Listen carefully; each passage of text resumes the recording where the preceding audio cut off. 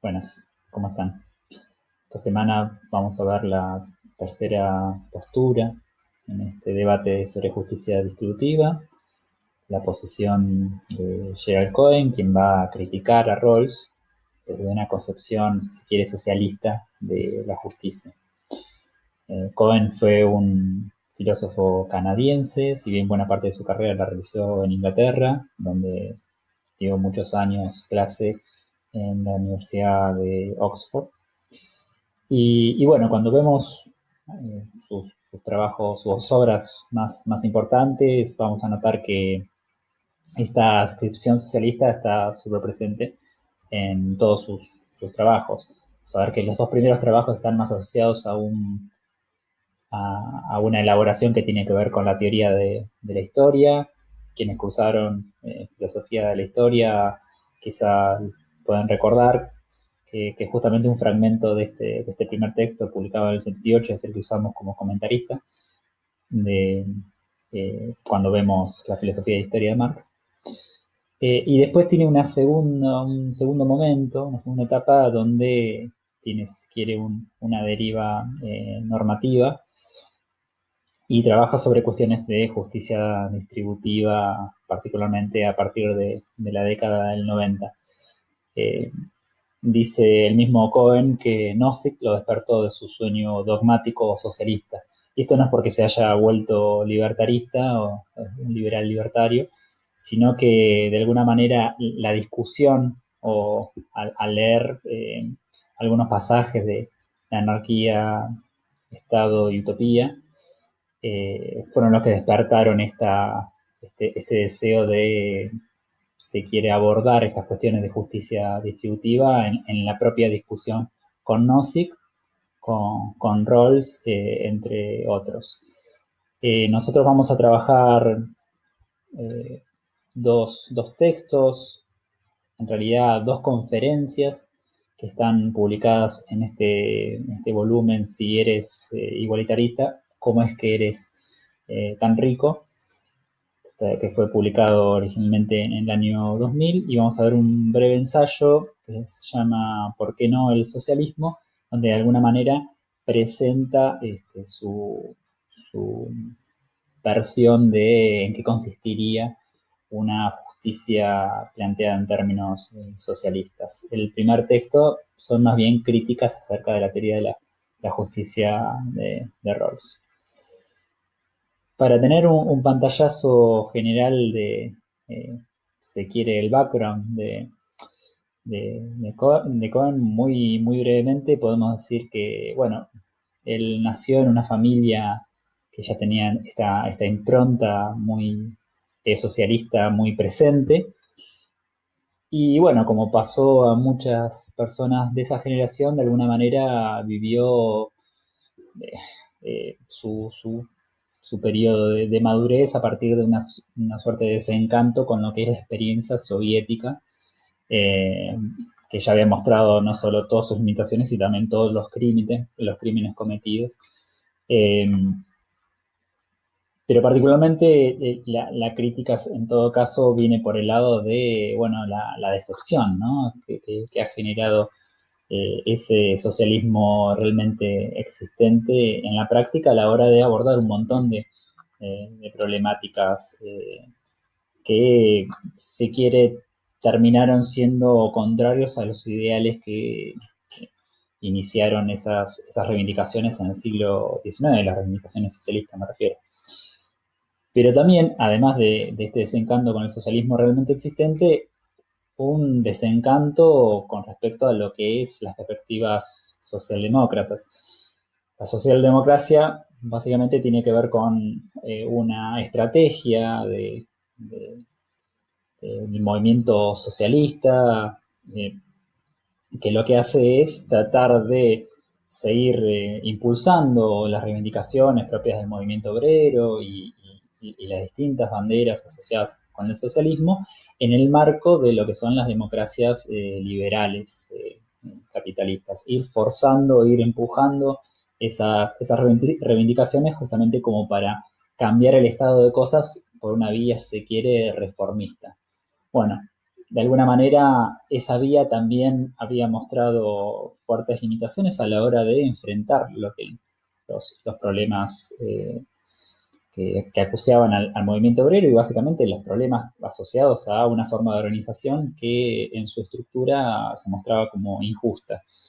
Eh, entonces, hay un doble desencanto y en ese sentido una búsqueda, si se quiere, teórica, una vuelta a las fuentes de una manera eh, de reelaborar algunos desarrollos propios de la teoría marxista propiamente.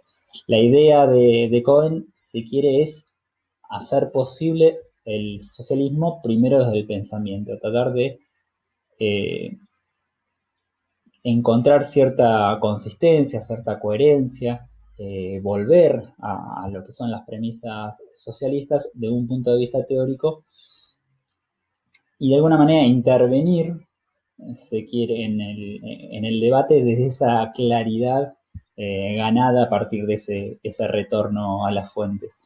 Eh, en ese sentido, estos dos primeros trabajos que les comentaba antes acerca de la historia forman claramente parte de una suerte de tendencia, de escuela, se podría llamar, nacidas sobre el fin de los años 70, o sea, y sobre todo entre los 80 y los 90, que se denomina marxismo analítico, que justamente lo que intenta hacer es esta tarea de clarificación lo que son los principios, lo que son ciertos conceptos, lo que son ciertos procedimientos, esos argumentos propios del trabajo de Marx, tratar de, se quiere, abordarlos desde un prisma analítico, justamente eludiendo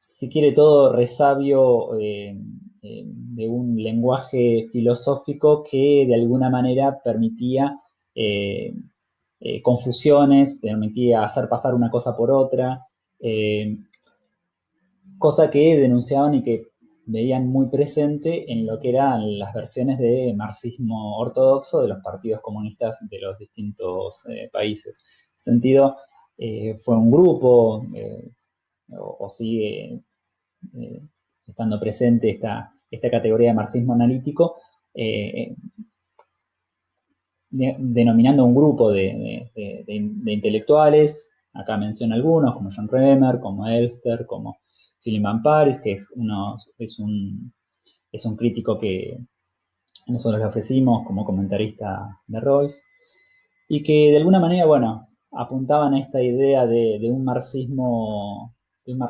que deje de lado ese lenguaje tan característico del siglo XIX y que de alguna manera se veía bastante deudor del pensamiento hegeliano, y acuñe una nueva estructura teórica. De alguna forma un eslogan para que podía funcionar como lema de este movimiento, según el propio Cohen, es non-bullshit Marxism, que sería algo así como un marxismo no bolacero, ¿no? Marxismo que efectivamente utilice un lenguaje con la mayor rigurosidad posible.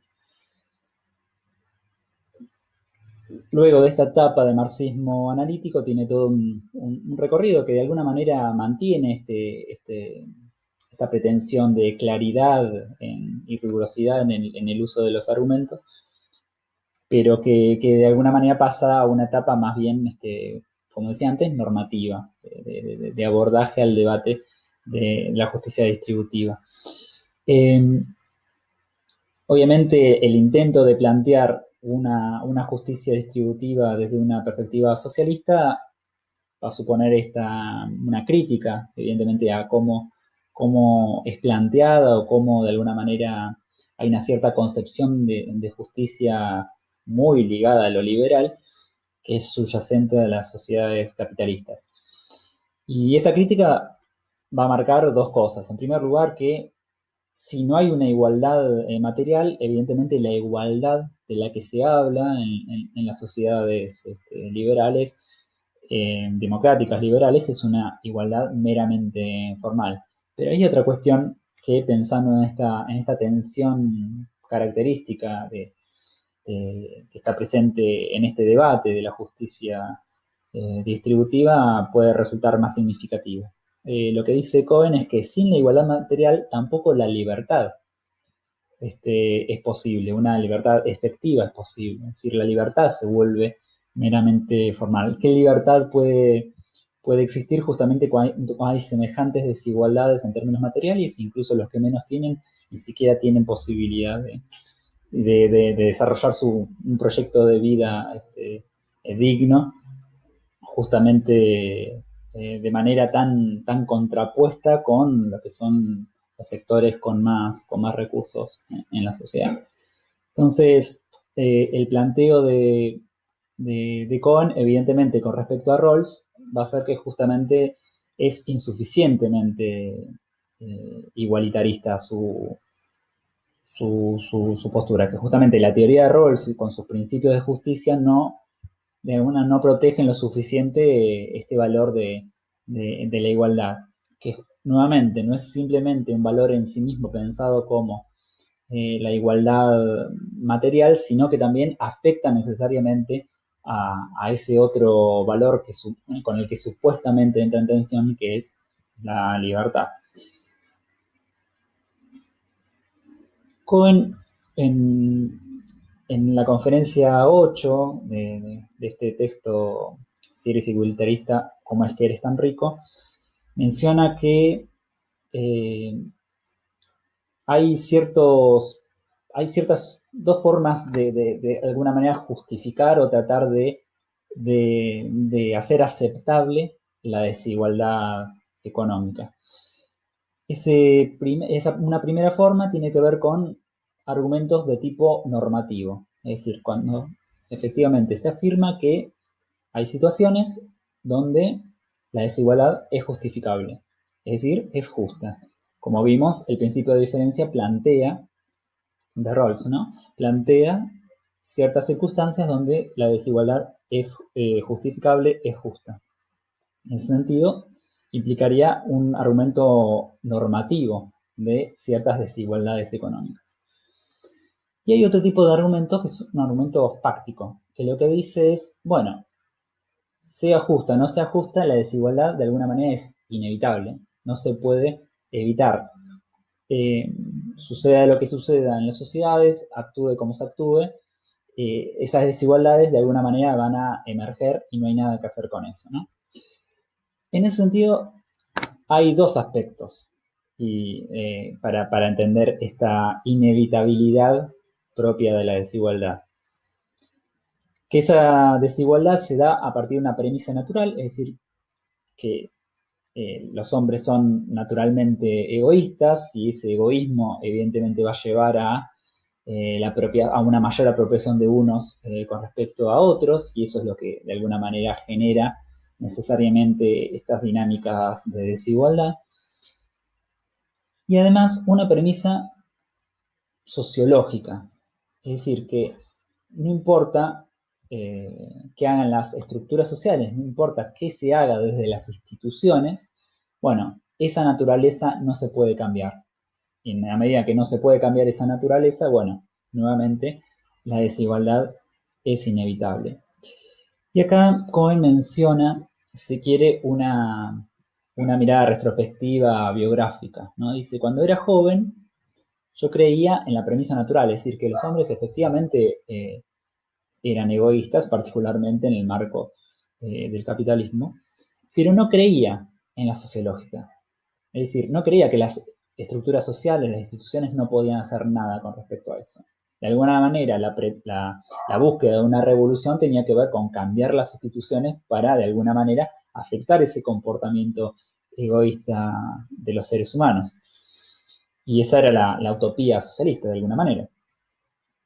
Dice, con madurez, de alguna manera, en este momento, empiezo a cambiar de alguna manera se empieza a invertir mi creencia con respecto a esas premisas.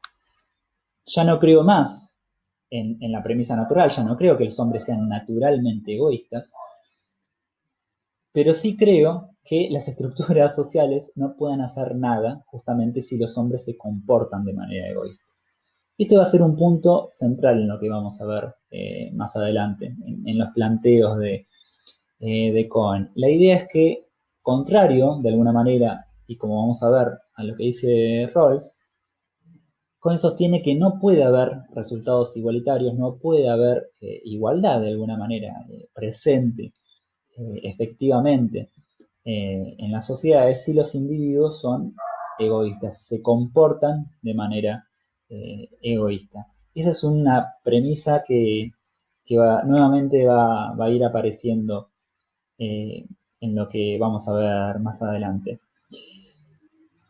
Como hoja de ruta es muy sencillo, vamos a trabajar primero con estas dos conferencias de este texto, si eres igualitarista, cómo es que eres tan rico. Y segundo, nos vamos a detener en este ensayo, ¿por qué no el socialismo?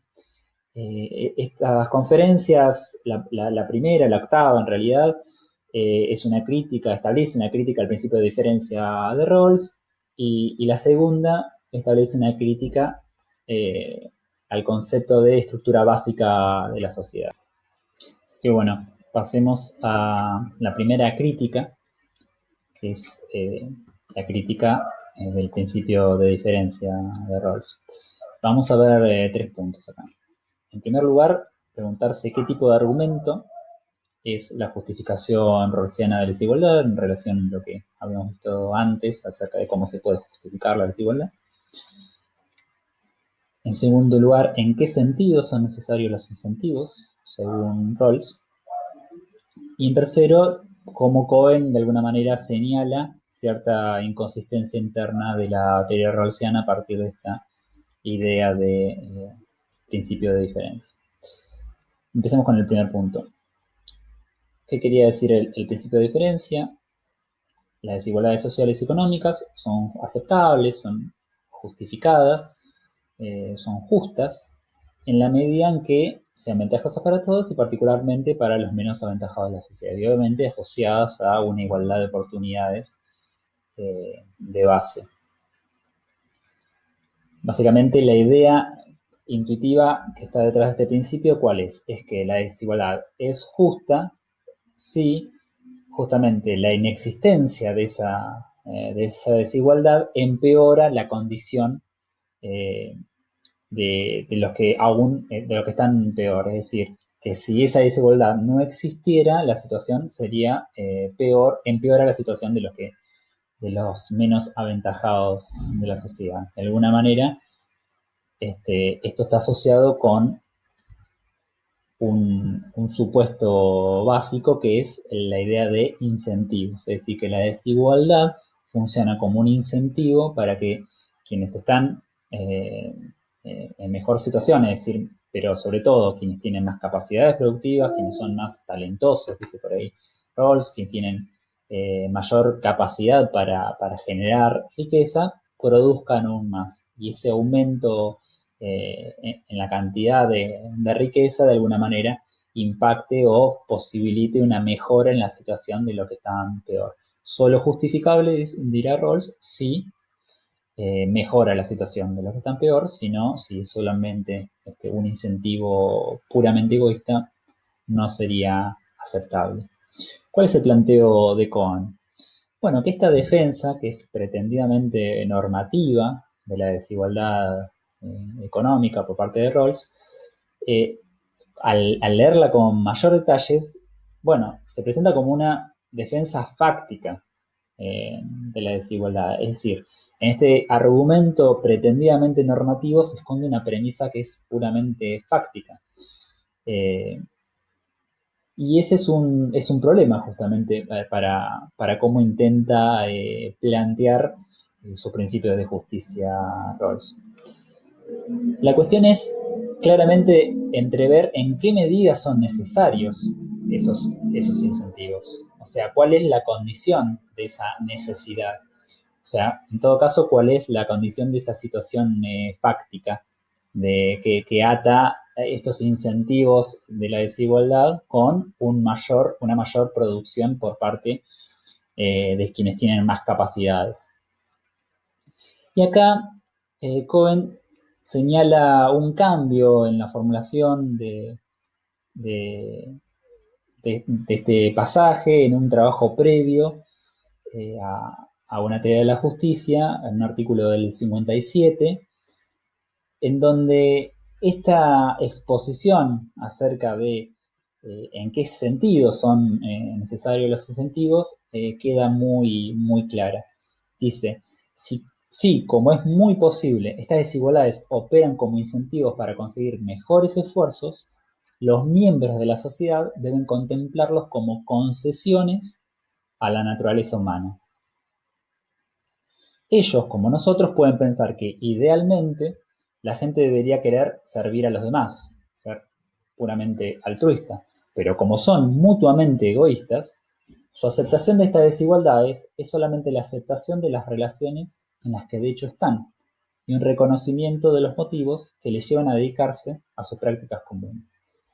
Acá es donde está presente esta idea de facticidad, ¿no? Fáctica. Bueno, tiene que ver con una cuestión de hecho. Pero lo interesante es, de vuelta, señalar en qué sentido se establece esta necesidad. Bueno, es una concesión al egoísmo de los individuos que habitualmente no actúan, no hacen nada si no tienen de alguna manera una motivación egoísta. Es un planteo que está muy claro en el 57, en este texto de Rawls. Ahora, en una teoría de la justicia, en la versión original, la del año 71, este pasaje es modificado sustancialmente. O sea, la idea se mantiene, pero se sustrae una idea. Si, por ejemplo, estas desigualdades establecen varios incentivos que tienen éxito al obtener esfuerzos más productivos, una persona en la posición original los contemplaría como necesarios para cubrir los costes del entrenamiento y para estimular el que efectivamente se produzcan. Aparece de alguna manera mucho más, no aparece el contenido, se quiere, moral asociado al egoísmo y esta concesión al egoísmo característico de la naturaleza humana, eso aparece de alguna manera obliterado. Y aparece, si se quiere, una idea más superficial acerca de, bueno, si eso funciona, entonces, evidentemente, una persona en situación original diría que esos incentivos son necesarios. Esta es la cuestión. ¿Cómo? Es más, le agrego un punto más. En la versión que nosotros les ofrecimos de una teoría de la justicia, es una versión que es una versión revisada y donde esto aparece aún más escondido y enmascarado, esta referencia al egoísmo humano eh, característico de su naturaleza. De alguna manera, lo que está haciendo Rawls es enmascarando esto, ese Cohen. Y eso es de alguna manera un problema. ¿Por qué? En una sociedad bien ordenada, según la definición de Rawls, gobernada por el principio de diferencia, todas las personas, incluyendo las más talentosas, las que más capacidades tienen, las que están en condiciones de generar más riqueza, aceptan el principio de diferencia. Es decir, una sociedad ordenada supone que todos aceptan los mismos principios de justicia. Si está gobernada por el principio de diferencia, estas personas aceptan el principio de diferencia. ¿Qué quiere decir esto? Bueno, que todas esas personas comparten la idea que la desigualdad es justa en cuanto es necesaria para mejorar la situación de quienes están peor. Es decir, aceptan esa idea de que la desigualdad es aceptable, es justa, porque es necesaria para mejorar la situación de los que están peor. Ahora, ¿cómo se puede sostener eso normativamente? Cuando digo normativamente, el ejercicio que propone Cohen es plantearlo no solo en tercera persona, es decir, hay ciertas personas que si no es por un incentivo egoísta, no van a, por ejemplo, producir más, aunque sea en beneficio de los otros. Eso sería una premisa fáctica. En tercera persona describo las acciones posibles y hago una suerte, si quiere, de predicción acerca de qué es factible que suceda o que no suceda. Pero eso no es un argumento normativo. Y eso queda muy en evidencia cuando se plantea en primera persona. Es decir, ¿en qué sentido estas personas, las más talentosas, pueden decir que la desigualdad es justa porque, bueno, es necesaria para mejorar la situación de los que están peor? Porque si no, yo no voy a producir más. Si no tengo si no tengo un incentivo que de alguna manera me desapegue de los demás, evidentemente no voy a poder producir más. Digamos, ese argumento, cuando uno se pone en primera persona, claramente demuestra que no tiene ningún sentido. Es decir, funciona como una premisa fáctica en tercera persona, pero no funciona en un sentido normativo y eso queda en evidencia cuando se plantea en primera persona. Y para hacerlo, se quiere más gráfico esto, Cohen en un pasaje menciona un caso del extorsionador. Es como si una persona secuestra a alguien, pide el rescate y plantea de alguna manera que eh, está incapacitado necesariamente de dejar en libertad a esa persona si de alguna manera no cobra el rescate, como si fuera una necesidad fáctica absoluta. Y obviamente lo que se sustrae en esa contemplación es justamente la voluntad de los individuos, la voluntad de los sujetos. Cohen no dice que los ricos o quienes tienen más capacidades para generar riqueza sean extorsionadores, pero sí dice que si se sostiene eso, esta idea de que la desigualdad es justa porque es necesaria para mejorar la situación de los que están peor, eso es un argumento que es cínico, de alguna manera, que, que esa necesidad, esa presunta necesidad que está incorporada en este principio de justicia, es insostenible en términos normativos. No es estrictamente necesario un incentivo para producir más. Una persona podría producir más sin ese incentivo egoísta. Que no lo haga es otro tema, pero no tiene un impedimento necesario. Entonces, justamente, que lo haga o que no lo haga supone una enunciación fáctica. Y solo esta premisa puede ser aceptable en términos fácticos, pero no puede no puede introducirse como un elemento dentro de un principio normativo. En todo caso, este principio no es puramente normativo. Esto tiene algunas consecuencias más con respecto a la teoría de la justicia de Rawls.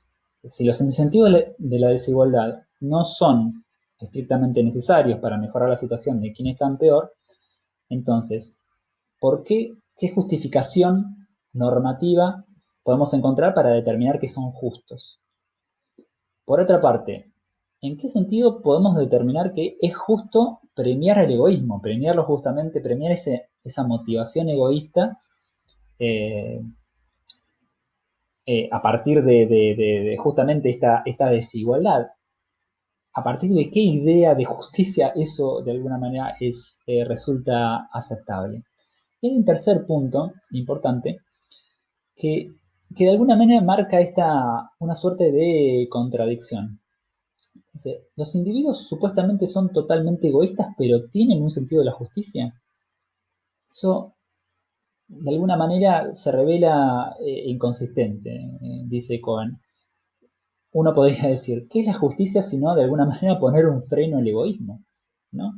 ¿Cómo, si son puramente egoístas los individuos, cómo pueden tener efectivamente un sentido de justicia y aceptar un principio de justicia en común?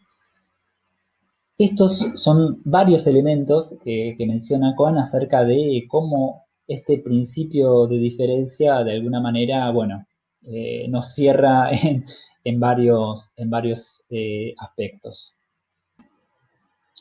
La segunda crítica que vamos a ver de Cohen a Rawls se conecta con lo que acabamos de decir, la crítica de la estructura básica de la sociedad. ¿Por qué se conecta? porque de alguna manera parte a partir de una posible objeción que se le puede hacer a esta primera crítica. Es decir, el último punto tenía que ver con cómo, de alguna manera, cuestionaba Cohen acerca de cómo se puede entender esto de que los individuos son al mismo tiempo eh, egoístas y tienen un sentido de lo que es la justicia. Bueno, la objeción, si quiere, está bastante a mano en lo que vimos sobre la teoría de la justicia de Rawls. Los principios de justicia solo se aplican a la institución, es decir, solo se aplican a la estructura básica de la sociedad. Ese era uno de los primeros aspectos que habíamos visto de la teoría de Rawls.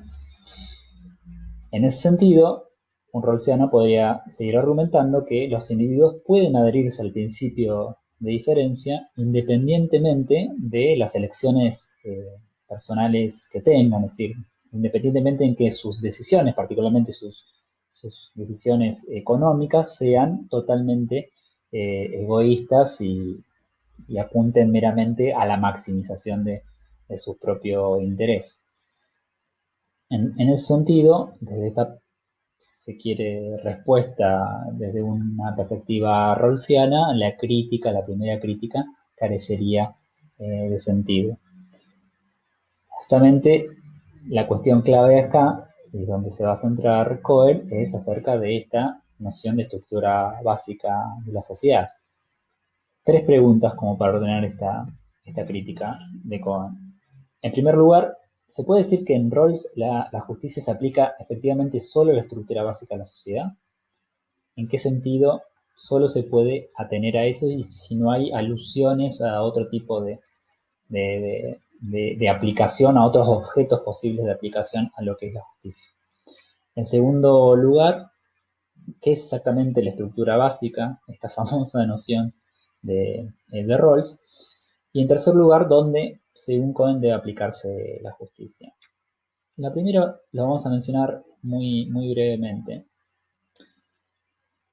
Rawls dice que la justicia solo se aplica a la estructura básica. Sin embargo, habla de ciertos valores morales, de fraternidad, de dignidad, de naturaleza humana a lo largo de toda la teoría. Uno puede decir, bueno, que esta diferenciación se mantiene. Veamos un pasaje donde menciona alguno de estos valores. Dice, un mérito adicional del principio de diferencia es que ofrece una interpretación del principio de fraternidad. En comparación con la libertad y la igualdad, la idea de fraternidad ha tenido un lugar menos importante dentro de la teoría económica. Se ha pensado que no es un concepto específicamente político, que por sí mismo no define ninguno de los derechos democráticos, sino que más bien transmite ciertas actitudes teóricas y formas de conducta, sin las cuales perderíamos de vista los valores expresados por estos derechos. Es indudable que la fraternidad implica todas estas cosas, así como un sentido de amistad cívica y solidaridad moral, pero entendida de esta manera no expresa ninguna exigencia definida. En el pasaje acá, de alguna manera, Rawls distingue, ¿no?, este sentido de amistad cívica y solidaridad, pero que no está expresado en términos institucionales, por eso no expresa ninguna exigencia definida. Y según él, el principio de diferencia expresaría este valor de la fraternidad, según Rawls. Lo que va a plantear de alguna manera Cohen como punto de partida es, bueno, ¿dónde empieza y dónde termina? O sea, si la fraternidad efectivamente supone un sentido de amistad cívica y de solidaridad moral, y más adelante habla de está asociado a ciertas formas de conducta. Estimo que hablará de formas de conducta individuales. Bueno, ¿cómo puede ser que solo hablemos en términos de justicia solo de los individuos? Es decir, ¿qué relación hay entre la estructura básica y los valores individuales? Esto simplemente como para lanzar la cuestión, porque la pregunta de fondo tiene que ver con qué es exactamente en Rawls la famosa estructura básica. ¿Es la estructura legal coercitiva? Es decir, solo supone una cierta entidad jurídica que supone que cuando se violan ciertas normativas establecidas positivamente en esa normativa, supone el uso de la fuerza justamente para, o al menos algún tipo de castigo, o algún tipo de, de condicionamiento para que efectivamente se cumpla esa normativa. ¿Es eso la estructura básica de la sociedad? En ese sentido, por eso lo podemos aislar de lo que son las elecciones individuales de los individuos. Bueno, parecería que no. Si pensamos, por ejemplo, que la familia es una de las instituciones que, según Rawls, forma parte de la estructura básica de la sociedad, bueno, la familia hay un montón, digamos, en el funcionamiento de una familia hay un montón de elementos que no entran dentro de un entramado jurídico explícito positivo, sino que tiene que ver más con ciertas costumbres y normas informales, de alguna manera, de vuelta, que no están explicitadas, y que no suponen un refuerzo por parte del Estado cuando esas normativas se violan por parte de los individuos. Entonces, bueno, habría que pensar que es la estructura legal coercitiva más una estructura, si se quiere, informal, todas estas instituciones que de alguna manera no comportan, no tienen un estatuto jurídico explícito. La cuestión acá, va a decir Cohen, es que, bueno, cuando entramos en este tipo de instituciones, vamos a ver que es muy difícil ver el funcionamiento y las pautas que de alguna manera regulan esas instituciones, esas relaciones, dejando al margen totalmente el comportamiento que cada uno de los individuos elige tener al interior de esas instituciones. Pero con esto lo podemos plantear hacia todas las instituciones. ¿Se puede plantear el funcionamiento institucional sin tener en vista las elecciones y las acciones a partir que justamente los individuos llevan a cabo a partir de esas decisiones tomadas por ellos mismos? ¿Cuál es la línea que separa la estructura básica de la sociedad del comportamiento individual? De manera tal que podemos establecer que solo la estructura básica de la sociedad es el objeto de la justicia y los comportamientos individuales quedan al margen. Y trae a cuento justamente esta expresión que es tan característica del movimiento feminista desde hace décadas, de justamente que cuestiona esta escisión entre, bueno, los comportamientos individuales y los institucionales, justamente porque lo que hace es introducir la cuestión política en lo que son las relaciones personales y en las elecciones de los individuos. De alguna manera, esta reivindicación, este, esta bandera del movimiento feminista y que se ha generalizado eh, muy fuertemente, particularmente en el último tiempo, justamente lo que hace es borrar esa barrera del funcionamiento de las instituciones, por un lado, y las elecciones individuales. No se puede entender una esfera privada que no es reclamable en términos políticos, si se quiere. Y al mismo tiempo no se puede entender lo político, se podría decir, si no es a partir de la suma de un montón de decisiones individuales. Ese entramado entre esas dos instancias pretendidamente diferenciadas, o que Rawls intenta diferenciar, bueno, es muy difícil de romper de alguna manera. La cuestión es por qué. Si no es simplemente para, se quiere anticiparse a posibles objeciones, ¿por qué Rawls intenta interpretar el comportamiento de los individuos al margen de lo político? ¿Cuál sería una motivación? Bueno, la verdad es que sea la motivación que sea la que tiene Rawls, evidentemente no es sostenible en términos argumentativos, según Cohen. Según Cohen, justamente, ¿a qué se tiene que aplicar los principios de justicia? A la estructura legal coercitiva de las instituciones más importantes de la sociedad y las instituciones en general, también a las estructuras informales de estas instituciones que justamente no tienen un entramado jurídico explícito, al eto social en general, a ciertas prácticas que están incorporadas de manera mucho más difusa en una sociedad, pero que de alguna manera condicionan el comportamiento de los individuos y lo afectan, pero también a las elecciones de los individuos. Es decir, no se puede pensar la justicia al margen de las elecciones de los individuos. Esa es la crítica principal a Rawls con respecto a esta idea de estructura básica de la sociedad. ¿Cómo se puede pensar una cosa sin pensar la otra? Con esto, un par de aclaraciones. Dice Cohen, hay un par de errores habituales con respecto a esta relación entre individuos e instituciones. O bien, de alguna manera se deja de lado a los individuos y simplemente se responsabiliza a las instituciones de que sean justas, por ejemplo. O también está el otro exceso de culpar o de responsabilizar exclusivamente al funcionamiento de la sociedad a partir de las decisiones individuales. Bueno, la cosa de vuelta es más compleja. Hay ciertos entramados y ciertas reglas institucionales que de alguna manera afectan con diferente grado ciertos resultados sociales y a partir de eso también no podemos dejar de tener en cuenta esas diferencias. Entonces, lo que dice Cohen, que este entramado complejo entre las elecciones de individuos y todas estas instancias normativas formales e informales, bueno, hay que distinguir distintos grados de responsabilidad con respecto a la justicia, pero de ninguna manera se puede dejar de lado las elecciones de los individuos de justamente esta evaluación acerca de si son justas o no son justas. Y esto tiene que ver con lo que decíamos al principio, ¿no? Para Cohen, de alguna manera no se puede, las instituciones no pueden de alguna manera torcer o afectar de manera tal el comportamiento de los individuos si el comportamiento de los individuos es necesariamente egoísta.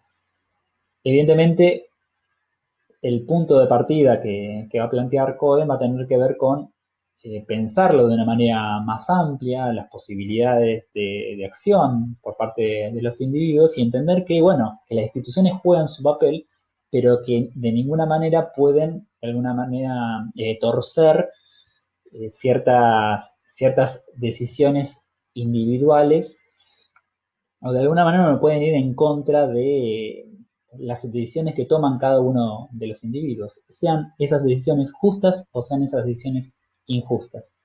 Ese es un poco el planteo de esta crítica de la estructura básica. Hay que pensarlo de vuelta en un sentido mucho más integrado, la cuestión de la justicia. Bueno, esas fueron dos críticas que presenta en estas conferencias Cohen contra la teoría de la justicia de Rawls. Pero pasemos ahora a este ensayo, ¿por qué no el socialismo?, donde Cohen presenta, si se quiere, un bosquejo de lo que sería una justicia distributiva socialista. Se propone un par de propósitos en este ensayo Cohen. El primero es mostrar que el ethos no es necesariamente egoísta, o sea, que no necesariamente hay una naturaleza inextricablemente egoísta en los seres humanos. Y eso lo va a hacer a partir de un caso concreto donde esto de alguna manera se demuestre. Y en segundo lugar, lo que va a hacer es, a partir de ese caso, es extraer de alguna manera evaluar la posibilidad de extrapolar esos principios de justicia que se dan en ese caso concreto, justamente en un marco más amplio que tiene que ver con la organización social. Ese caso concreto es la situación de campamento, irse de camping con otras personas. Vamos a ver 4 puntos: la presentación de esta idea de campamento, los principios de justicia que plantea Cohen, que se presenta en ese campamento, si ese ideal es deseable y si ese ideal es factible. Estas son básicamente las partes que tiene este breve ensayo, que está escrito de una manera muy, muy amigable. Vayamos a la presentación del campamento. Vamos a ver 3 cosas. Ciertas características del campamento que podemos asociar a una idea de justicia, si quiere. ¿Cómo sería una idea de campamento regido por principios de intercambio mercantil y algunas objeciones a este proyecto eh, de campamento, de obtener principios de justicia a partir del campamento. Leamos un par de pasajes iniciales donde se presenta la idea de campamento. Usted y yo y muchas otras personas nos vamos de campamento. No hay jerarquías entre nosotros, nuestro objetivo es común es que cada uno lo pase bien, haciendo en la medida de lo posible las cosas que más nos gustan, algunas de las cuales haremos juntas, otras por separado.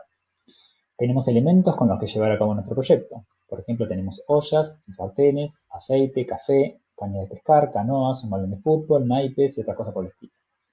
Y como es habitual en los campamentos, aprovechamos esos elementos de manera colectiva, aunque son de propiedad privada, esos objetos están bajo control colectivo en el transcurso de toda la excursión. Y nos hemos puesto de acuerdo respecto de quién los va a usar, y cuándo, en qué circunstancias y por qué. Alguno pesca, otro prepara la cocina, la comida y otro cocina. La persona que odia cocinar, pero que disfruta lavando los platos, puede lavar los platos y así sucesivamente. Situación de campamento básica. Entre nosotros, entre los integrantes de ese campamento, hay muchas diferencias, pero nuestros acuerdos mutuos y el espíritu de la empresa garantizan que no haya desigualdades respecto de las cuales alguien pueda plantear una objeción de principios. Habitualmente, es cierto que en los campamentos y en muchos otros contextos más pequeños, las personas cooperan en el marco de una preocupación común para que, en la medida de lo posible, todos tengan la misma oportunidad de prosperar y relajarse, con la condición de que contribuyan según su capacidad a que otros prosperen y se relajen. En estos contextos, la mayoría de las personas, incluso la mayoría de los partidarios del anti-igualitarismo, aceptan normas de igualdad y reciprocidad, y de hecho las dan por sentadas de una manera tan taxativa que en excursiones de este tipo nadie las cuestiona. Cuestionarlas sería contradictorio con el espíritu de la excursión. Así arranca este ensayo, ¿por qué no?, el socialismo. ¿Cuál es la idea entonces que está presente en esta idea del campamento? En primer lugar, que no hay ningún tipo de jerarquías. En segundo lugar, que hay un objetivo común, es decir, hay una cooperación por parte de cada uno de los integrantes del campamento que justamente para que todos tengan la posibilidad de pasarla bien, de disfrutar y que de alguna manera que ese disfrute de cada uno no obstaculice que otros mismos también disfruten. Eso es algo que se puede considerar como una máxima muy característica de esta situación de campamento. Hay un aprovechamiento colectivo de los bienes, como dijo antes, hay una distribución del trabajo según gustos, hay diferencias de criterios, pero eso no supone desigualdades a la hora de tomar las decisiones, es decir, siempre de alguna manera se pone en primer lugar la necesidad de tratar de buscar acuerdos y que de alguna manera este espíritu de empresa, este objetivo común no quede si se quiere, mancillado por discusiones. Y además esto es lo más interesante para Cohen, hay una aceptación taxativa de normas de igualdad y reciprocidad. Incluso cuando podemos decir haya alguien que viola esas normas, rápidamente el grupo lo más probable es que lo ubique a esa persona. Fíjate, estamos tratando de pasar bien todos. Aparece esa instancia rápidamente de poner límites a ciertos comportamientos que de alguna manera impiden el objetivo común propio de este proyecto, que es pasarla bien en un campamento. Ahora, eso es el punto de partida. Claramente no se ordena como se ordena un campamento, no se ordena como se ordenan las sociedades capitalistas contemporáneas. ¿Cómo sería un campamento regido por principios de intercambio mercantil? Es posible imaginar un campamento en el que todos afirmen sus derechos sobre los objetos del equipamiento y sobre las habilidades que aportan, en el que tenga lugar una negociación con respecto a quién va a pagar, cuánto y a quién, para que, por ejemplo, se le permita utilizar un cuchillo para pelar las papas y cuánto le va a cobrar por esas patatas ya peladas que él compró sin pelar a otro campista y así de seguir. Un campista podría basarse en los principios de intercambio y de mercado y en la propiedad estrictamente privada de los elementos necesarios. O sea, es una posibilidad efectivamente en que todas esas situaciones que se dan en un campamento se den a través de intercambio de tipo mercantil. Entonces, efectivamente, se haga pagar por el uso de bienes que están sujetos a derechos asociados a la propiedad privada, como hemos visto con Nozick. Entonces pone algunos ejemplos como para señalar. Dice que Harry es un buen pescador, por ejemplo, y de alguna manera los frutos de su pesca deberían ser recompensados de alguna forma. Por ejemplo, que él obtenga porciones más grandes a la hora de comer. O el caso de Silvia, que descubrió un manzano y de alguna manera limita el acceso a ese árbol y a esas manzanas con respecto a los demás, porque de alguna manera ella lo descubrió. Y así pone otros casos, como Leslie, que sabe abrir nueces, entonces de alguna manera quiere cobrar ese conocimiento que tiene.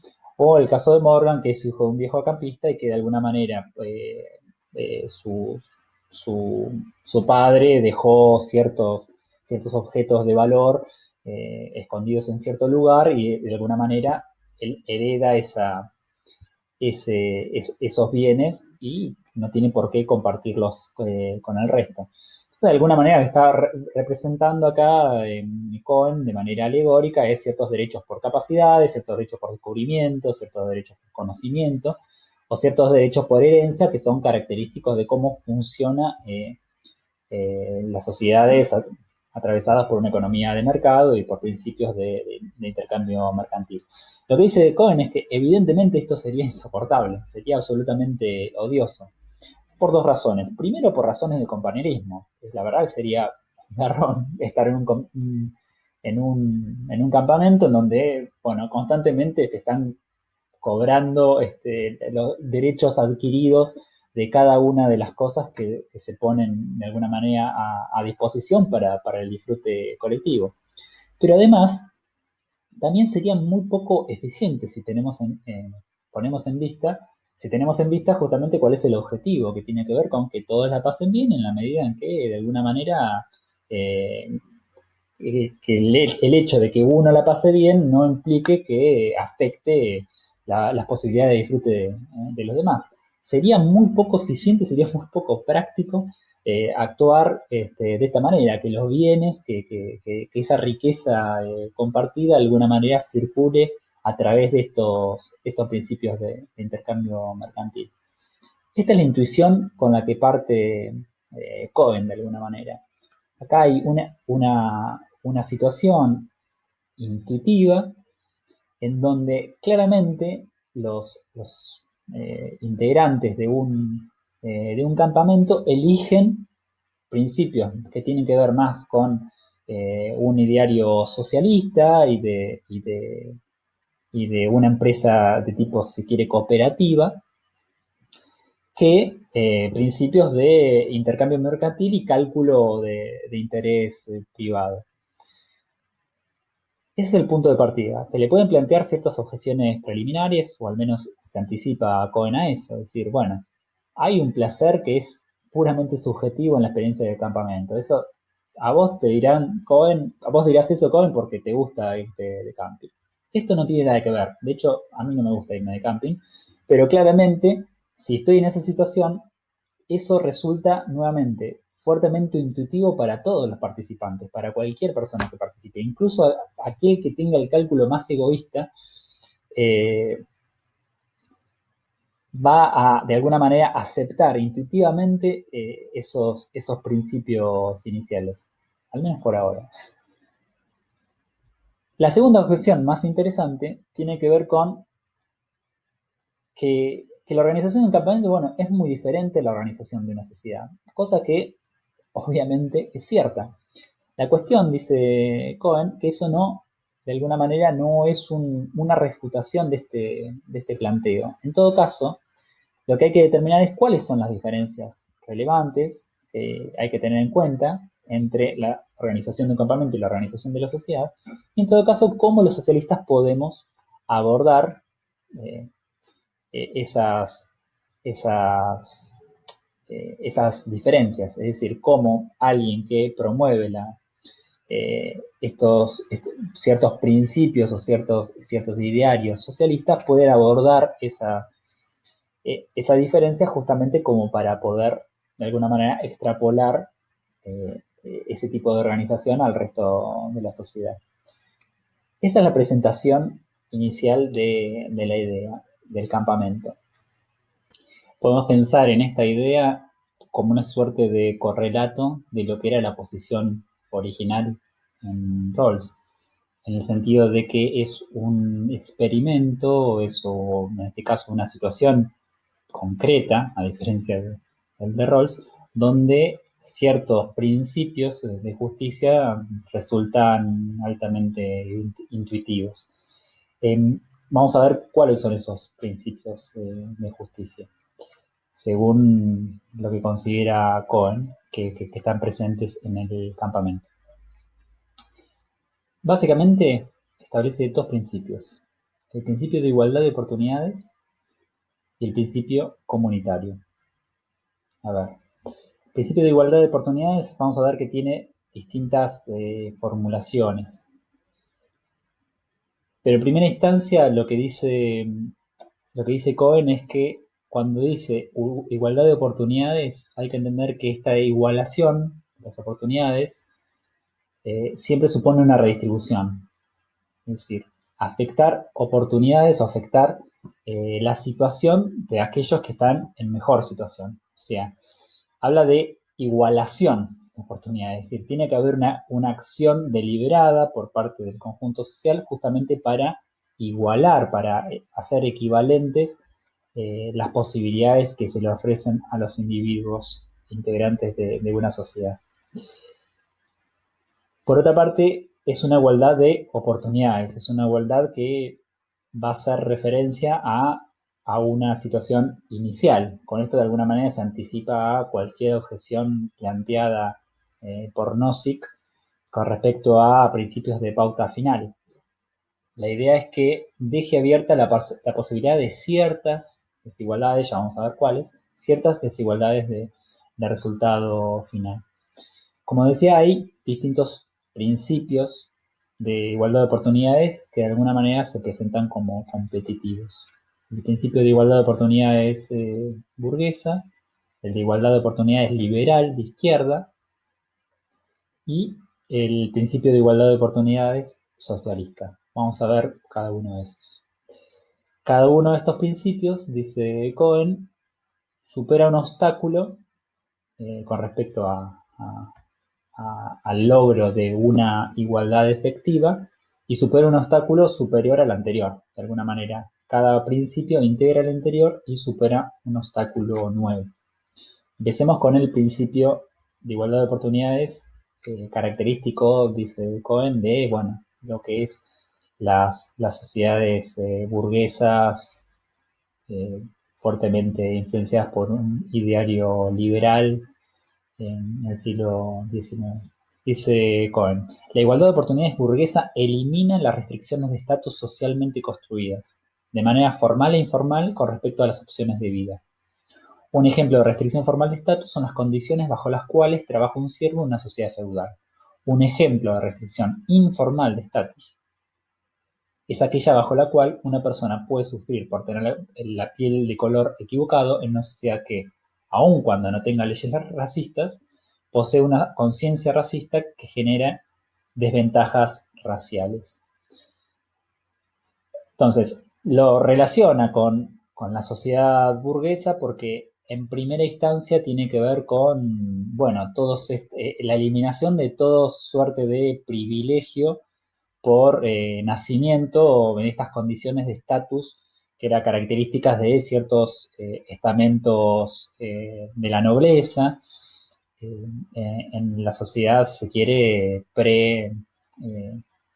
pre-revolución francesa, como para poner un mapa muy, muy genérico. Pero además le suma estas restricciones o esta superación de estos obstáculos eh, que tienen que ver con restricciones informales, ¿no? Incluso cuando no haya una ley que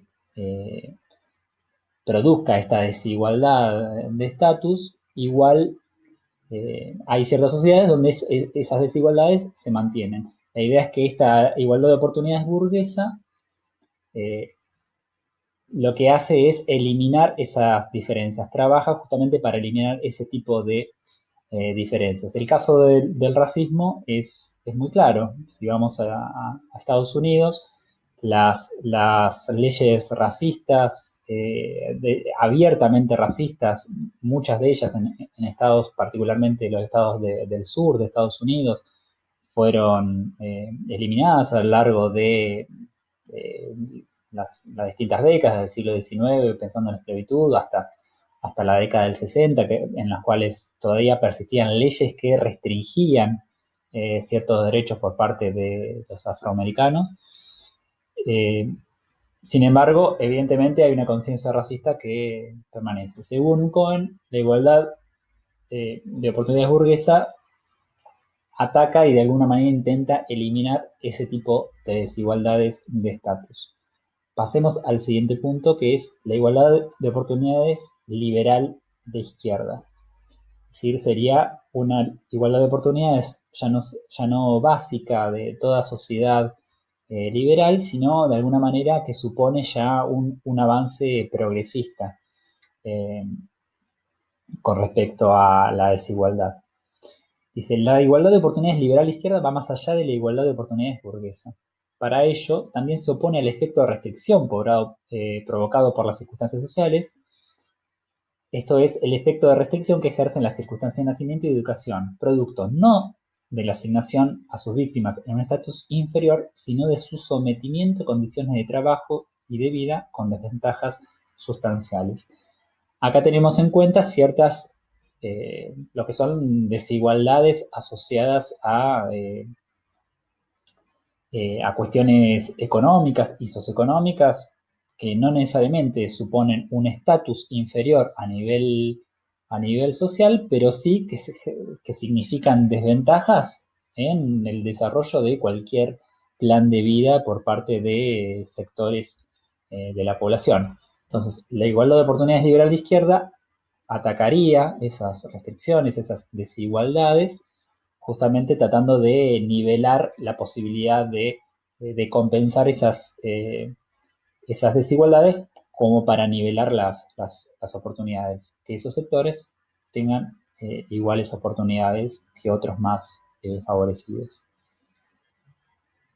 Finalmente, la igualdad de oportunidades socialistas da un paso aún más allá. Dice, la igualdad de oportunidades socialistas busca corregir todas las desventajas no elegidas, es decir, las desventajas de las cuales razonablemente no se puede responsabilizar a la gente misma, sean estas desventajas que reflejen una adversidad natural. O sea, todo lo que no suponga una decisión, una elección por parte del individuo y de alguna manera generen una desventaja, una desigualdad, esta igualdad de oportunidad socialista tiene que actuar justamente como para nivelar esa oportunidad que se ve afectada. Cuando prevalece la igualdad de oportunidades socialistas, las diferencias en el resultado solo reflejan diferencias de gusto o de elección, no diferencias de habilidades y de poderes de origen natural o social. Es importante marcar esta cuestión de la lotería natural, ¿no? Eh, eh, Acá entra en situación, bueno, cualquier desventaja que tenga que ver con aspectos asociados al nacimiento, pero también cuestiones que tengan que ver con accidentes en la vida. Bueno, cualquier situación que de vuelta no suponga una elección por parte del individuo y que represente una desventaja, deberá ser compensada, nivelada por parte de la igualdad de oportunidades socialistas. La cuestión es cuáles son las desigualdades que resultarían aceptables entonces. Si ya vimos cuáles no serían aceptables según este principio de igualdad de oportunidades. evidentemente las desigualdades que tienen que ver con la selección. Dice, las personas difieren en sus gustos no solo en lo que concierne a distintos artículos de consumo, que eso no representan grandes desigualdades a fin del día, sino también en lo que se refiere a trabajar solo unas cuantas horas y consumir poco, por un lado, y trabajar muchas horas y consumir relativamente más, por otro lado. Es decir, si yo prefiero trabajar más y tener más recursos, o prefiero trabajar menos y estar más tranquilo, pero evidentemente voy a tener menos ahorros. Las preferencias entre ingreso y ocio no son en principio distintas de las preferencias entre manzanas y naranjas. Y no puede haber objeción a las diferencias en los beneficios y en las cargas de las personas que solo reflejen preferencias distintas. Ese es el planteo. En todo caso, esas desigualdades son aceptables porque vos sabés cómo funciona básicamente la sociedad y que vas a tener una cierta retribución por tu trabajo. Si elegís trabajar menos, bueno, después no puede haber de alguna manera eh, eh, una demanda en relación con la desigualdad que generó esa decisión. Esa es la idea inicial. Esta desigualdad sería aceptable según este principio de igualdad de oportunidades socialista. Pero hay dos casos que Cohen va a señalar como de alguna manera problemáticos. La primera es la decisión por una elección lamentable. ¿Sí? Imaginemos que el que eligió manzanas o naranjas se descuida y espera tanto tiempo que cuando finalmente recoge la fruta a la que tiene derecho, ésta ha perdido su sabor pleno. La desigualdad de provecho resultante no plantea ningún agravio, y lo mismo vale en un régimen de trabajo-salario para alguien cuya fortuna final es inferior porque no se preocupó de examinar adecuadamente sus oportunidades de empleo. El planteo es, si se toma una decisión sin conocer suficientemente ciertas circunstancias que van a repercutir en los resultados finales, bueno, esa desigualdad formaría parte de, en todo caso, una consecuencia lamentable de una elección tomada previamente. ¿Esa desigualdad es aceptable en última instancia? El ejemplo que pone, por ejemplo, acá, como para marcar esto o para ilustrar esto, es el caso de la cigarra y la hormiga, ¿no? La cigarra trabaja, la hormiga trabaja todo el invierno, se prepara, la cigarra está cantando. Finalmente, cuando llega el invierno, la hormiga está bien preparada y la cigarra no. Bueno, es justo decir, si la cigarra no trabajó, lo siento mucho. O sea, tuvo la posibilidad de trabajar, pero sin embargo no trabajó. O de alguna manera, esta cuestión que tiene que ver con la capacidad de previsión no está asociada a las elecciones que tomamos. De alguna manera no hay una desigualdad ahí que hay que tener en cuenta y que hay que aceptar de vuelta. Una situación de alguna manera problemática. La segunda situación problemática, las desigualdades por suerte. Supongamos un juego de azar deliberado. Comenzamos en posiciones iguales, con 100 cada uno, y somos idénticos en todos los aspectos relevantes, en temperamento, en talentos, en circunstancias, etc. Una de las características que compartimos es una propensión al juego. Así que lanzamos una moneda asumiendo que yo le daré a usted 50 si sale cara y usted me dará 50 si sale cruz. Yo acabo con 150 y usted acaba con 50. Suponiendo que están niveladas todas las demás variables, esta situación de azar, simplemente que incluso yo sabiendo las posibilidades que tengo, saliendo del juego del azar, si yo tomo una decisión, pero bueno, hay una circunstancia de la naturaleza que de alguna manera arruina mis posibilidades, algo que yo no pude haber previsto ni tuve ningún elemento para poder haberlo previsto. Sin embargo, tomé la decisión de invertir eso en ese lugar. De alguna manera, ahí no hay una desigualdad a tener en cuenta, por más que sea producto de una decisión mía. Ese es otro punto fundamental, sobre todo si lo pensamos esta traslación a una economía mercantil. En todo caso, son dos casos problemáticos, pueden ser más o menos discutibles, pero hay una cuestión que va más allá de estos casos problemáticos. ¿Qué pasa cuando estas desigualdades se empiezan a repetir a gran escala, ¿no? Las desigualdades se acumulan, distintos tipos de desigualdades se acumulan.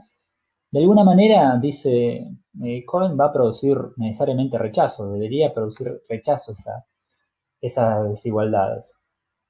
Lo que va a señalar entonces es que el principio de igualdad de oportunidades es necesario, es importante, hay que tenerlo en cuenta, pero no es suficiente justamente para asegurar que, bueno, la organización social efectivamente sea justa a fin de cuentas. Y ahí pasa al segundo principio que él considera que está presente en el, en el campamento, que es un principio comunitario. ¿A qué se refiere con esto de principio comunitario? Dice, comunidad puede significar muchas cosas, pero el requisito de la comunidad que es central aquí es que a las personas les importen las demás, que siempre que sea necesario y posible, los cuide a los demás, ¿no? Y que además se preocupen de que unos les importen los otros. Hay una cierta idea, si se quiere, de reciprocidad, ¿no? Dando vuelta. Reciprocidad que tiene como centro el cuidado. Entonces, hay dos cuidados que, según Cohen, está presente en el campamento y hay que tener en cuenta. Uno es el cuidado para ponerle un cierto límite a las desigualdades. Y el segundo cuidado, hice referencia hace unos segundos, el cuidado asociado a la reciprocidad comunitaria, el cuidarnos entre nosotros. Estas son las dos modalidades eh, de cuidado asociados al principio comunitario. Veamos la primera. Cuidado para restringir las desigualdades. Usted y yo no podemos disfrutar plenamente de una comunidad si usted gana y guarda, digamos, 10 veces más dinero que yo. Porque entonces mi vida transcurrirá ante desafíos que usted nunca tendrá que afrontar, desafíos que usted podría ayudarme a sobrellevar, pero que no lo hace porque se guarda su dinero. A ver, ¿qué produce la desigualdad en términos de comunidad? ¿No? ¿Cuáles son los efectos que tiene esas desigualdades? Evidentemente quiebra cierta experiencia en común que se puede tener en términos comunitarios. Y eso es un cuidado que hay que tener justamente para ponerle un cierto límite. De alguna manera las desigualdades ponen en riesgo la propia comunidad. Eso es una de las primeras situaciones. Creo que ciertas desigualdades que no pueden prohibirse en nombre de la igualdad socialista de oportunidades deberían prohibirse, a pesar de todo, en nombre del principio comunitario. De alguna manera, el principio comunitario viene a, a subsanar ciertas desigualdades cuando pasa ciertos umbrales de lo aceptable. ¿En función de qué es aceptable? Bueno, cuando de alguna manera pueden afectar a la propia comunidad en su conjunto.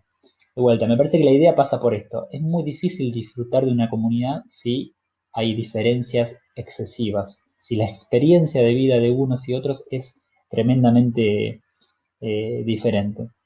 Y además, en esa diferencia no hay no está abierta la posibilidad de una ayuda mutua porque, bueno, alguien decide simplemente conservar ese dinero y conservar esa desigualdad. Hay algo ahí que el principio comunitario debería subsanar.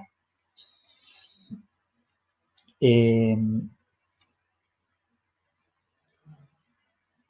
un ejemplo posible con respecto a esto tiene que ver con eh, la posibilidad de viajar en colectivo o sea, quien usa el transporte público o quien se transporta en su auto privado y sobre todo ciertos autos de lujo.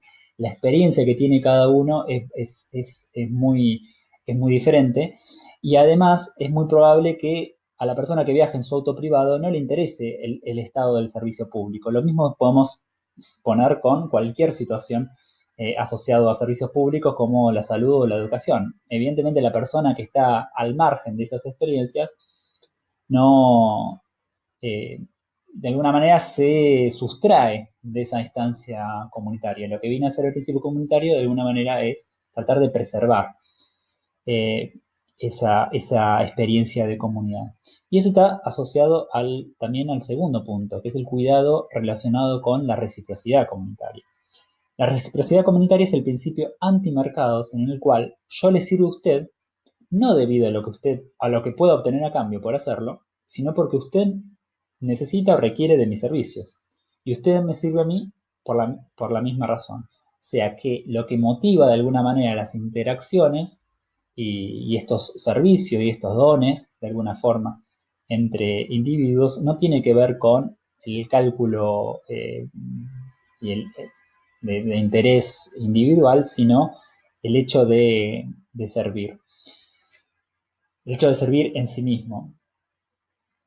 Seguimos. En todo tipo de sociedades, las personas se proveen necesariamente unas a otras. Esto no es tan extraño. Una sociedad es justamente eso, es una red de provisión mutua. Sin embargo, en la sociedad de mercado, ese carácter mutuo es solo un producto derivado de una actitud que no es mutua, sino fundamentalmente de no reciprocidad. Porque justamente cualquier intercambio está mediado por un cálculo de interés que es individual. Entonces, de alguna manera, esa reciprocidad no es tal, de alguna manera. Es la limitación o, si quiere, la característica propia del tipo de cooperación social que suponen las economías de mercado, las sociedades eh, organizadas a partir de, en parte, de economía de mercado. El planteo de Cohen va a ser el siguiente, que de alguna manera se podrían formar redes comunitarias que en algunos aspectos son estructuralmente como las redes de mercado, pero con una motivación diferente. De alguna manera, esto es la idea que va a estar eh, motorizando algunos desarrollos del ensayo que vienen a continuación.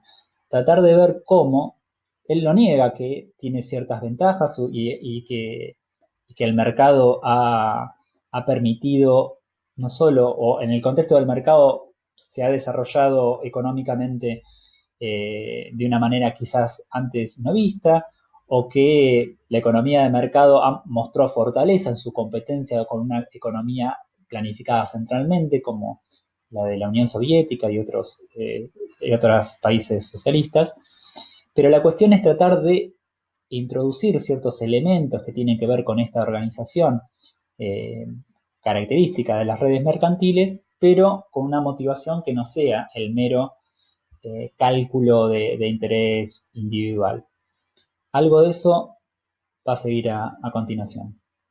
Lo que va a hacer en los siguientes puntos es tratar de ver objeciones posibles con respecto a esos principios. En primera instancia, preguntarse si, bueno, alguien puede tener alguna objeción en cuanto a la deseabilidad de de ese ideal, en cuanto a su aplicación en la sociedad.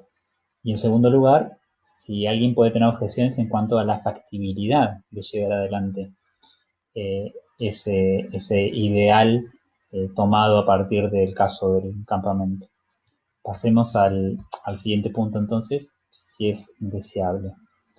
La cuestión es qué podría argumentarse contra la aplicación del principio de campamento. Según Cohen, no demasiado. Y acá de alguna manera está pensando en sus adversarios libertarios.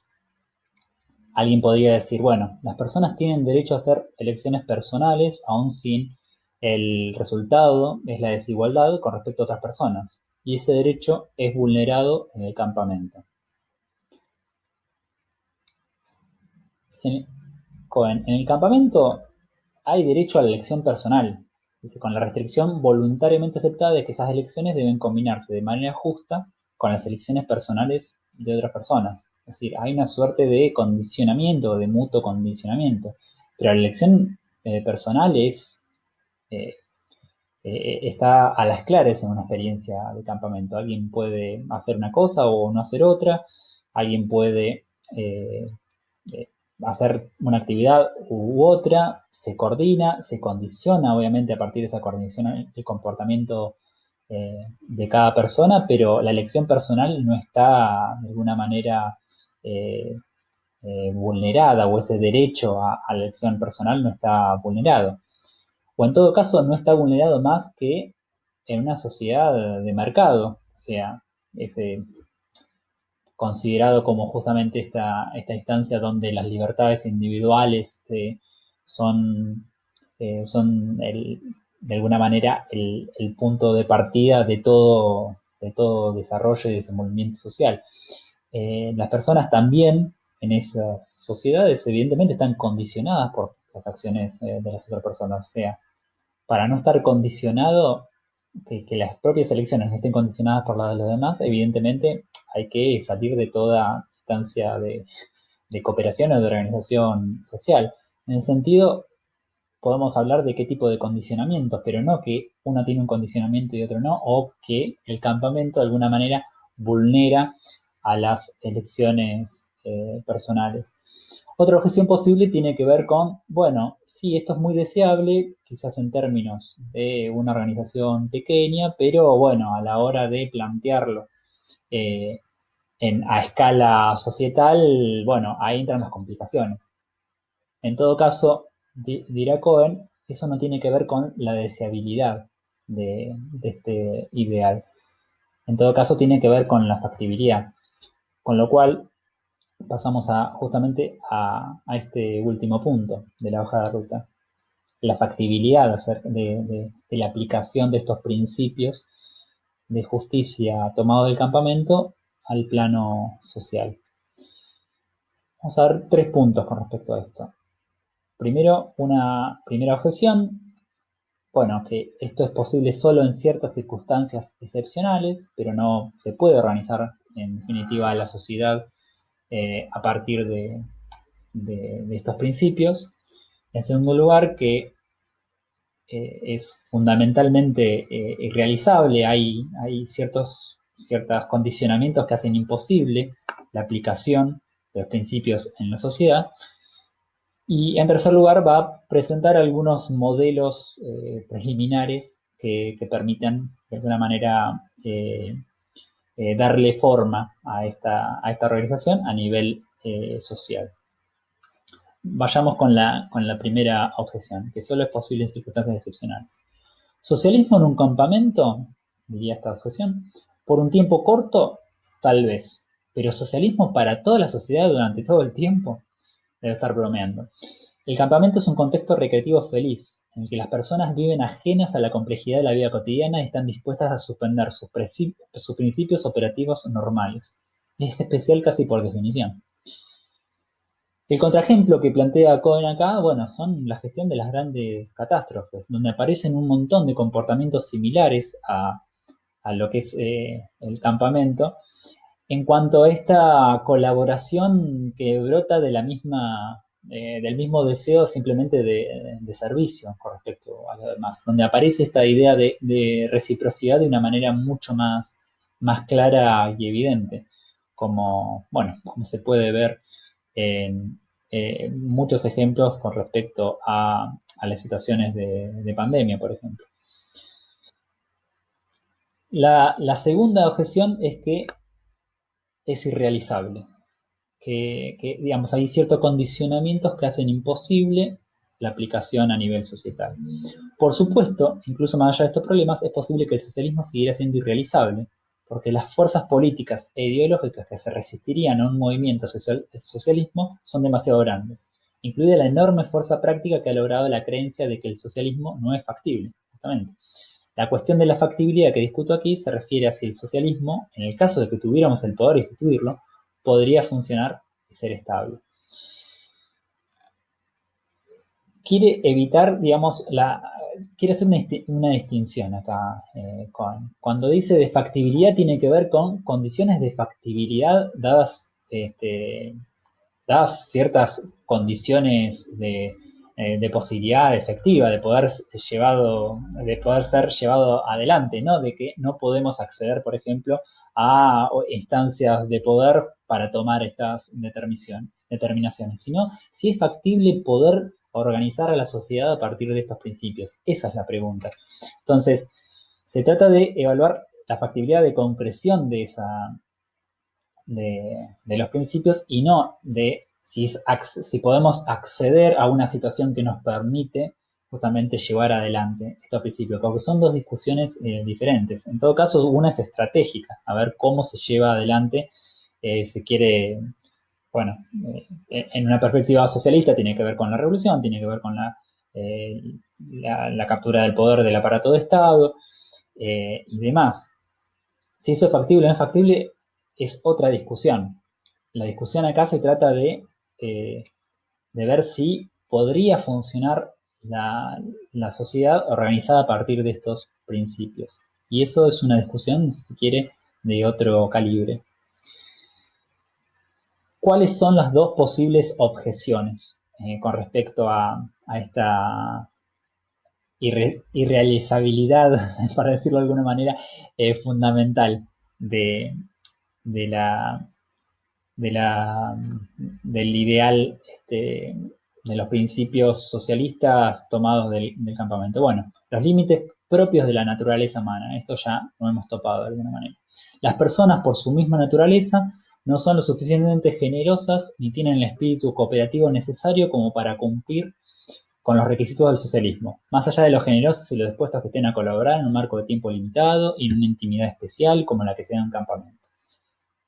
Hay ciertas circunstancias excepcionales, a veces son lúdicas, a veces son que tienen que ver con ciertas catástrofes, que los seres humanos sacan lo mejor de sí, pero son en situaciones muy puntuales. De alguna manera, la propia naturaleza humana limita la posibilidad de organizar la sociedad a partir de la generosidad, por ejemplo. El planteo de Cohen ¿es así realmente esto? Digamos, ¿no hay una propensión a la generosidad en el egoísmo en todas las personas? ¿Hay que determinar que hay ciertas características de la naturaleza humana que de alguna manera nos marcan que es necesariamente egoísta? Ese es un planteo que está al inicio, que mencionamos al inicio y que de alguna manera se sigue presentando, sigue insistiendo. La segunda cuestión, y esta es lo que más le va a interesar desarrollar, es que la dificultad para realizar este ideal va a tener como ciertos límites de la tecnología social, de las tecnologías de organización, de alguna manera, y no con ciertas deficiencias o ciertos caracteres esenciales de la antropología humana. Aun si las personas fueran o pudieran ser lo suficientemente generosas, no sabríamos cómo canalizar esa generosidad. No sabríamos cómo lograr, mediante reglas y estímulos apropiados, que la generosidad se convierta en el motor de la economía. Bueno, acá, dice Cohen, estamos en otro tipo de discusión. Entonces la cuestión acá es ver, bueno, si eso es una circunstancia definitiva o si efectivamente se pueden desarrollar ciertas tecnologías que aprovechen, que tengan como motor la generosidad en vez del egoísmo. Entonces, la principal limitación que se puede sacar a partir del derecho hasta ahora tiene que ver con un problema de diseño. Nuestro problema es que, aunque sabemos cómo hacer funcionar un sistema económico basado en el desarrollo del egoísmo, y hasta su hipertrofia del egoísmo obviamente, no sabemos cómo hacerlo funcionar mediante el desarrollo y la explotación de la generosidad humana, aun cuando en el mundo real e incluso en nuestra propia sociedad muchas cosas dependen de la generosidad. Entonces hay una cuestión de desarrollo tecnológico y eso es un déficit, si se quiere, de ciertas perspectivas socialistas, según Cohen.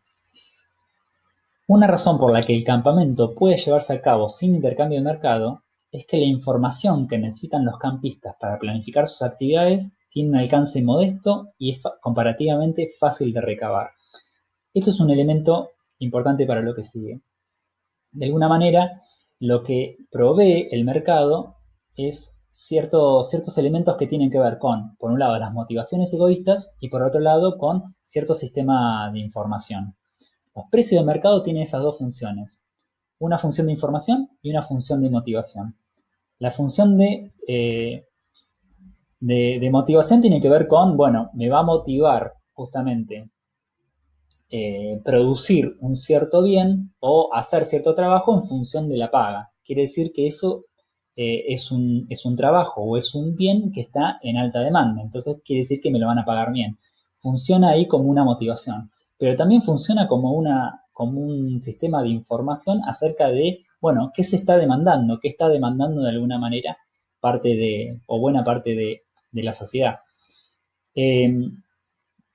La cuestión es que en relación con el campamento, bueno, la situación de campamento, incluso la gestión de la catástrofe, es mucho más fácil si se quiere este sistema de información, porque lo que necesita no es demasiado complejo. En una situación de catástrofe, los elementos sobre los cuales se decide tienen que ver con, bueno, necesidades muy básicas.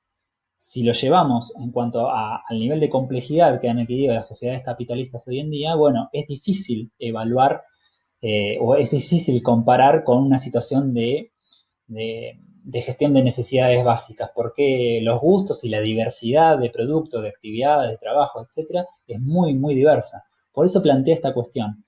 El mercado no solo ofrece motivación en términos de egoístas, en términos de aprovechamiento egoísta de ciertas situaciones, sino también una función de información acerca de lo que es demandado.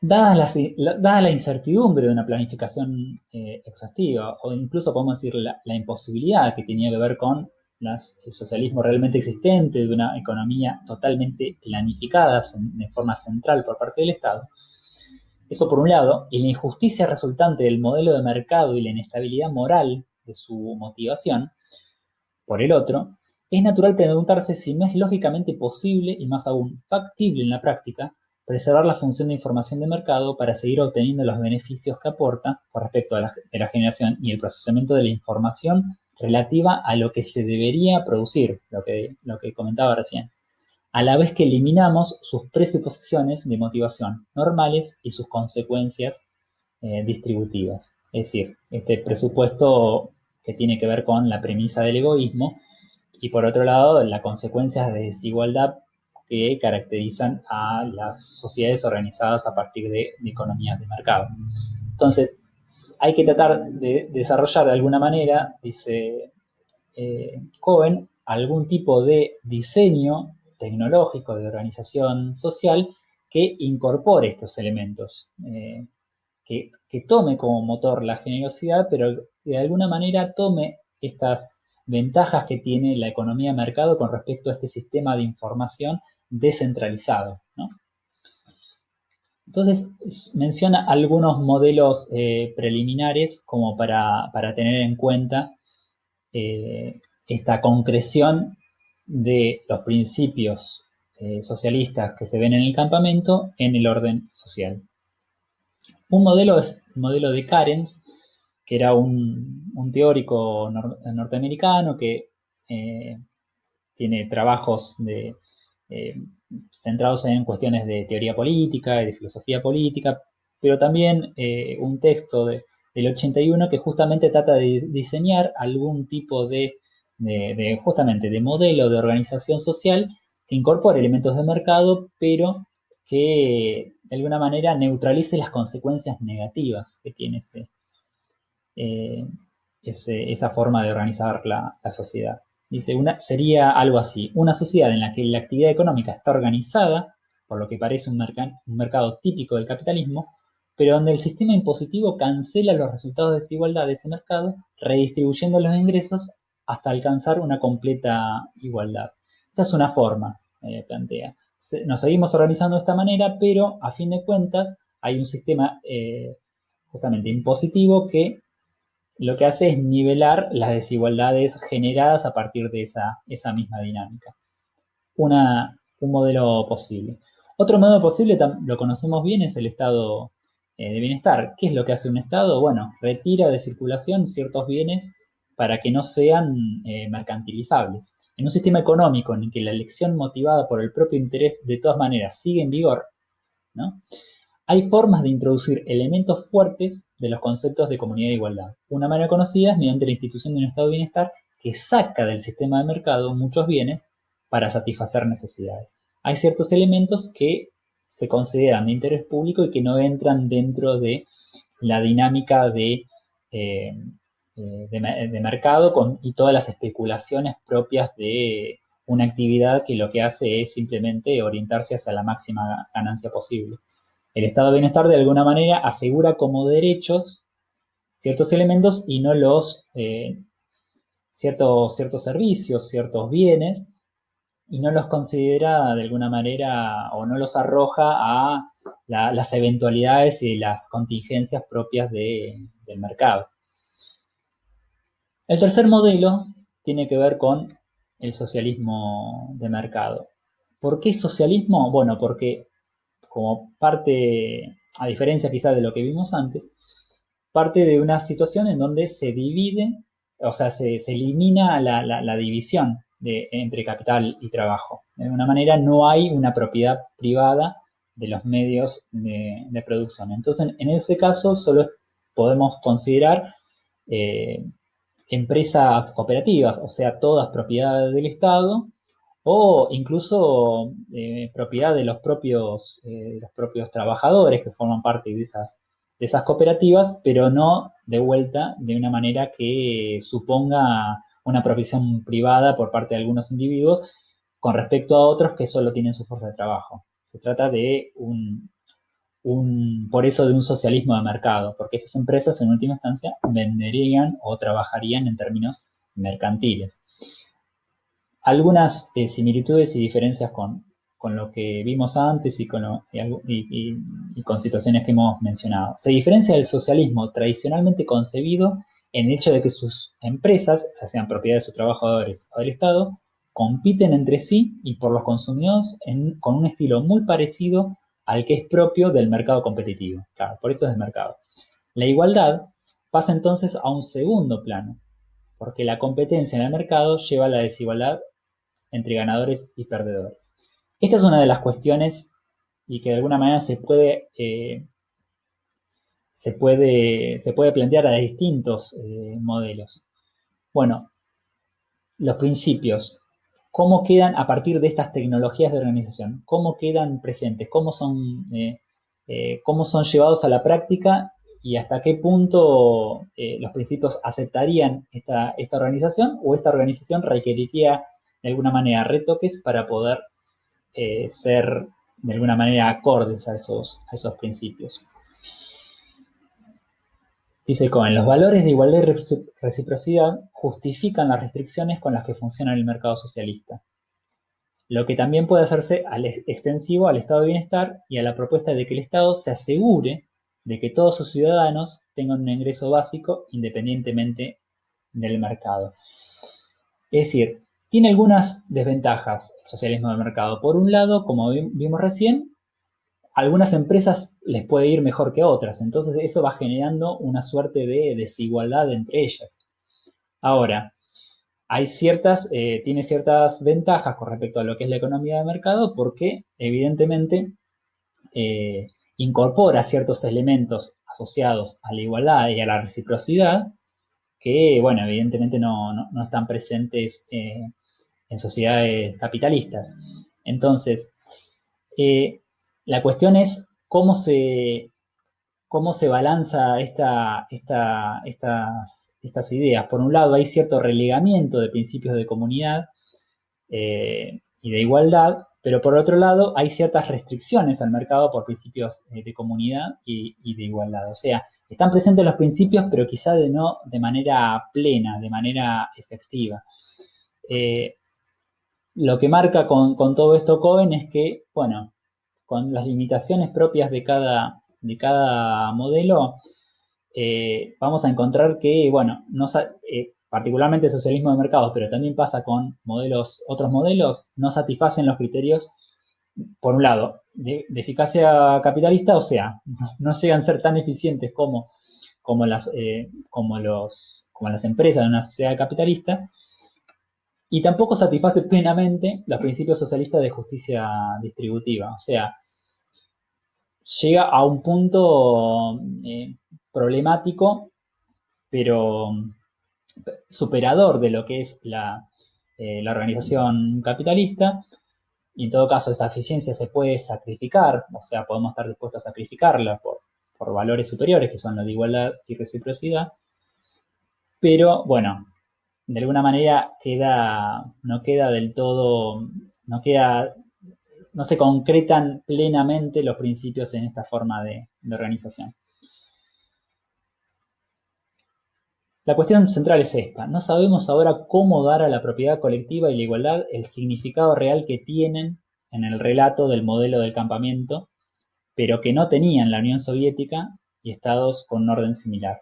Es decir, todavía no sabemos cómo concretar, no tenemos la respuesta acerca de qué tecnología social, a partir de qué tecnología social estaría bueno organizar la sociedad. Seguramente no va a ser con la forma de organización que tenía la Unión Soviética, que tenía un montón de limitaciones, tanto políticas como económicas, pero bueno, de alguna manera no tenemos algo con el cual, desde una perspectiva socialista, reemplazar eh, ese modelo. Como conclusión, la escala temporal, espacial y poblacional restringida del campamento implica que, dentro de sus límites, es posible ejercer el derecho a la elección personal sin tensiones, de manera de preservar la igualdad y la comunidad. Pero aunque es posible que eso suceda en pequeña escala, no sabemos cómo respetar la elección personal de manera consistente con la igualdad y la comunidad en una escala más amplia. Hay un problema, si quiere, tecnológico. Eso funciona en pequeña escala y en ciertas circunstancias especiales, pero de alguna manera no tenemos la respuesta para ver cómo organizarla a nivel más amplio y más sostenido en el tiempo. Sin embargo, tampoco creo que sepamos ahora que nunca sabremos cómo hacer estas cosas. Soy agnóstico en este sentido. Claro, no hay una certeza de que eso no es posible.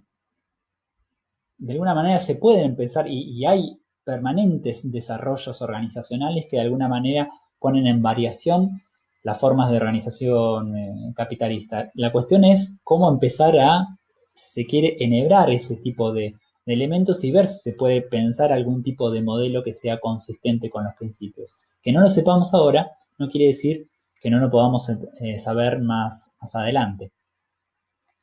A modo de cierre de todo el ensayo. Cualquier intento de hacer realidad el ideal socialista choca con el poder capitalista establecido y con el egoísmo humano individual. Eso es un hecho. Personas políticamente serias deben considerar esos obstáculos seriamente. O sea, obviamente que esos obstáculos existen y son serios, pero no pueden considerarlos como razones para desacreditar el ideal mismo. Pensemos que Cohen es una generación, como decíamos al principio, que vivió el desaliento, que vivió de alguna manera la expectativa y el fracaso de todo un proyecto de sociedad que se cayó a pedazos. Se cayó a pedazos en términos reales, si quieren, en el sentido de, en términos históricos, no pudo subsistir en el tiempo y terminó imponiéndose un modelo de sociedades capitalistas en todo el planeta, pero además fracasó en cuanto a las expectativas que había generado de emancipación humana y social. Entonces, siente la necesidad de alguna manera de plantear esta idea de que por más que sea difícil, que haya muchas dificultades, eso no quiere decir que tengamos que dejar de lado esos ideales y de alguna manera luchar por ellos. Desacreditar el ideal porque enfrenta esos obstáculos lleva a la confusión, y la confusión genera una práctica desorientada. Hay contextos en los que sí es posible promover el ideal, pero este es impulsado con menos decisión de la que sería posible debido a la falta de claridad con respecto a cómo se plasma en la práctica. Entonces, este es el aporte que intenta hacer de alguna manera Cohen con estos principios, con esta situación intuitiva de donde toma los principios y tratando de señalar de alguna manera dónde está el problema en cuanto a las posibilidades y expectativas que puede llegar a tener la realización de un proyecto de organización social en términos socialistas y que sea justo en términos también socialistas. Bueno, tiene que ver con detenerse en las posibilidades tecnológicas. Esa es, si quiere, la cuestión de factibilidad que hay que tener en cuenta. Hay que tener en cuenta cuestiones estratégicas, hay que tener en cuenta ciertas limitaciones que tienen que ver con el ethos de las personas, pero de ninguna manera dice que esas dificultades pueden llevar a desalentar y a dejar de lado el ideal. eso es de alguna manera, en estos tiempos, si quiere, de invierno posteriores a la caída del muro y donde aparece una mirada eh, totalmente, parece que el único horizonte de lo posible tiene que ver con la organización capitalista de las sociedades. Me parece como un mensaje que está bueno, que es interesante y que está bueno de rescatar.